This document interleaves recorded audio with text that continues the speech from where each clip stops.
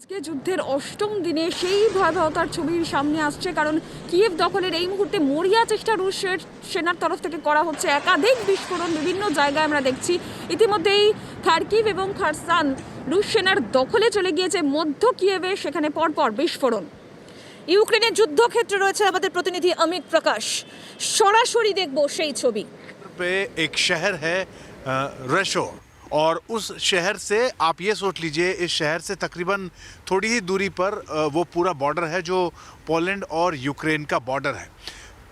बीती रात यानी कि इस वक्त जो समय यहाँ हो रहा है, भारत में इस वक्त का समय तकरीबन दोपहर के 12:15 बजे है, और यहाँ से 4.5 घंटे का फासला है यहाँ से भारत का। बीती रात हमने जो बॉर्डर पे बिताई है और जहाँ से मैंने वो रिपोर्ट की है, उसकी कुछ चीज़ें आपको ज़रूर बताऊंगा। और जिन लोगों से हमारी बातचीत हुई, देखिए बॉर्डर पे इस वक्त जो हालात हैं वो ये हैं कि -4 -5 के तापमान के बीच वेस्टर्न यूक्रेन का वो बॉर्डर जिससे सटे हुए जो तमाम शहर हैं, वहाँ से लोगों की माइग्रेशन लगातार हो रही है। और उसमें न सिर्फ भारतीय हैं, उसमें एशियन कंट्रीज़ में अगर आप ले लीजिए तो श्रीलंका के भी लोग हैं, और उसके साथ साथ अलग अलग देशों के लोग लगातार माइग्रेट कर रहे हैं। वो माइग्रेंट्स के तौर पे लगातार बॉर्डर से दाखिल हो रहे हैं। पोलैंड ने ये ज़रूर किया है कि जिन लोगों के पास पासपोर्ट नहीं है, अब उनको ये भी रिलैक्सेशन दी गई है कि अगर आप पोलैंड में दाखिल होना चाहते हैं तो उनको 50 से 55 दिन का समय दिया जा रहा है। उन बॉर्डर्स पे जो पूरा एरिया, अगर मैं आपको, क्योंकि वहाँ से हम रिपोर्ट इसलिए नहीं दिखा पा रहे हैं, वहाँ से हमारा प्लान था कि हम लाइव बुलेटिन में लोगों को ये बता पाएँ कि जहाँ हम खड़े हैं वो बॉर्डर पे इस वक्त की तस्वीरें क्या है, इस वक्त वहाँ की हलचल क्या है। लेकिन सिक्योरिटी रीजंस की वजह से बॉर्डर के आसपास के तकरीबन 50 किलोमीटर के इलाके में इस वक्त नेटवर्क नहीं चल रहा, कोई भी मोबाइल नेटवर्क वहाँ काम नहीं कर रहा। इसलिए हम बॉर्डर से थोड़ा सा पीछे आके आप तक वो जानकारी साझा कर रहे हैं। इस वक्त वहाँ जो स्थिति है, पोलैंड का बॉर्डर और साथ साथ वेस्टर्न यूक्रेन का जो शहर है, उसके बॉर्डर के बीच में एक नो मैन्स लैंड है जिसको ट्रांजिट सेक्शन कहते हैं। ट्रांजिट सेक्शन का मतलब ये है कि वो लोग जो यूक्रेन से दाखिल हो रहे हैं और पोलैंड की तरफ दाखिल हो रहे हैं, उनको बीच के एक हिस्से में, जिसको हम कहते हैं नो मैन्स लैंड, ना वो पोलैंड में आता है और ना ही वो यूक्रेन में आता है, वहाँ पर पूरा कैंप लगाया गया है। और वहाँ पर बड़ी तादाद में ख़ास तौर पे महिलाएं, बच्चे, वृद्ध, इन लोगों की संख्या बहुत ज़्यादा है। क्योंकि एक बात हम सबको पता है कि रूस और यूक्रेन की लड़ाई के बीच में यूक्रेन की तरफ से ये तय कर दिया गया है कि 18 वर्ष से 60 वर्ष के बीच के जो पुरुष हैं, जो मेल मेंबर्स हैं, उनको अब देश छोड़ने की इजाज़त नहीं है। और अब उन्हें ये कह दिया गया है कि वो आर्मी की मदद करें, वहाँ की सेना की मदद करें। उन्हें हथियार दिए गए हैं और ये वक्त आ गया है, यूक्रेन ने अब साफ कर दिया है, वैसे 18 से 60 वर्ष के बीच के वर्ग के जो लोग हैं, जो पुरुष हैं, उनसे कि आप देश नहीं छोड़ सकते। इस वक्त देश को आपकी ज़रूरत है। अब सोचिए वैसी स्थिति में उस बॉर्डर पे क्या तस्वीर दिखी मुझे रात को।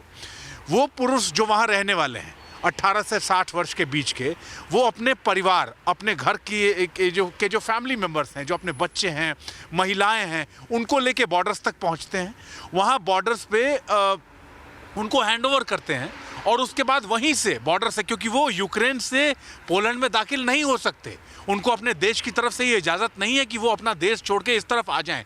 हाँ, ये ज़रूर है कि उन्हें ये कहा गया है कि अगर अपने बच्चों को, आप अपने घर की महिलाओं को, आपकी पत्नी को, अपने घर के जो बड़े बूढ़े हैं, उनको अगर आप यूक्रेन से निकाल के पोलैंड में दाखिल करना चाहते हैं, उन्हें वहाँ भेजना चाहते हैं, इसकी उनको इजाज़त है। लेकिन वो खुद बॉर्डर पार नहीं कर सकते, वो वहाँ उनको छोड़ते हैं और उसके बाद फिर वहाँ से वापस यूक्रेन अपने स्वदेश जाते हैं। और यूक्रेन पोलैंड के बॉर्डर पे उनको रिसीव करते हैं, उनके परिवार के लोगों को, पोलैंड के लोग। ये सोचिए इस वक्त जब गाड़ियों की कतार, जो विजुअल्स आप देखेंगे, जो हमारी रिपोर्ट रात को हमने तैयार की है, -4 -5 डिग्री के तापमान में लगातार वहाँ स्नोफॉल भी हो रहा है और उन सब के बीच में गाड़ियों की कतार है। और उन गाड़ियों में कौन लोग बैठे हैं? उन गाड़ियों में बैठे हैं पोलैंड के वो लोग जो रिश्तेदार नहीं हैं उनके, जो उनको जानने वाले नहीं हैं, जो यूक्रेन के रहने वाले उन लोगों के कोई नहीं लगते। लेकिन वो एक जेस्चर है कि अगर वहाँ से आने वाले ये छोटे छोटे बच्चे, गोद में बच्चों को लेके आने वाली महिलाएं जिनका कोई भी नहीं है, जिनके घर के मर्द उन्हें वहाँ बॉर्डर पे छोड़ के जा रहे हैं और उसके बाद वहाँ से वापस चले जाते हैं, यहाँ उनको देखने वाला, उनकी देखभाल करने वाला कोई नहीं है। और ऐसे में पोलैंड के लोगों का जेस्चर ये है कि वो वहाँ पे उनको रिसीव करते हैं, वो वहाँ पे उन्हें लेके आते हैं जिनको वो नहीं जानते हैं। वहाँ पर ट्रांजिट कैंप्स बनाए गए हैं और उन कैंप्स में उन्हें रखा जाता है, क्योंकि जो लोग इन जगहों को छोड़ के आ रहे हैं, हम यूक्रेन के वेस्टर्न यूक्रेन के बॉर्डर की अगर बात करें तो वेस्टर्न यूक्रेन के बॉर्डर से तकरीबन 50 किलोमीटर 60 किलोमीटर पैदल चल के जो परिवार दाखिल हो रहा है पोलैंड में, सोचिए उसकी स्थिति क्या होगी। -5 -6 डिग्री में छोटे छोटे बच्चों को लेके परिवार के लोग जब दाखिल होते हैं, उन्हें वहाँ ट्रांजिट कैंप में रखा जाता है और उसके बाद फिर उन्हें यहाँ ऐसी जगहों पे शिफ्ट किया जाता है जहाँ एकोमोडेशन के लिए जगहें बनाई गई है, जहाँ तय किया गया है कि उन परिवारों को रखा जाएगा। और उन्हें ये भी कहा जा रहा है कि आपकी आगे तक की व्यवस्था अगर अभी तक आप नहीं कर पाएंगे, जो कि संभव नहीं है, तब तक पोलैंड में ही उनको रखा जाएगा। तो इस वक्त लाखों की तादाद में ऐसे रिफ्यूजीज जो हैं वो दाखिल हो चुके हैं पोलैंड में।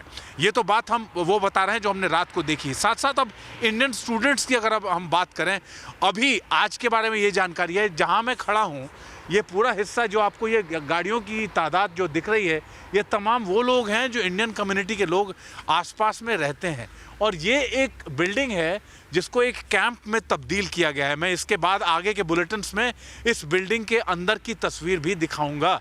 जिन इंडियन स्टूडेंट्स को यहाँ ला के रखा गया है, वो स्टूडेंट्स जो एक एक दिन पैदल चल के पूरे 24 घंटे 48 घंटे पैदल सफ़र करके वेस्टर्न यूक्रेन के बॉर्डर से पोलैंड में दाखिल हुए, वहाँ बसों से उनको यहाँ लाया गया और उसके बाद अब उन्हें यहाँ रखा गया है। लेकिन वो अभी ऐसी स्थिति में नहीं है, इतने ट्रॉमा में हैं, इतने ट्रॉमेटाइज्ड हैं, इतने ज़्यादा सेटबैक में हैं कि अभी वो कुछ बोल नहीं पा रहे हैं। वैसे स्टूडेंट्स को इस बिल्डिंग को यहाँ पे रखा गया है।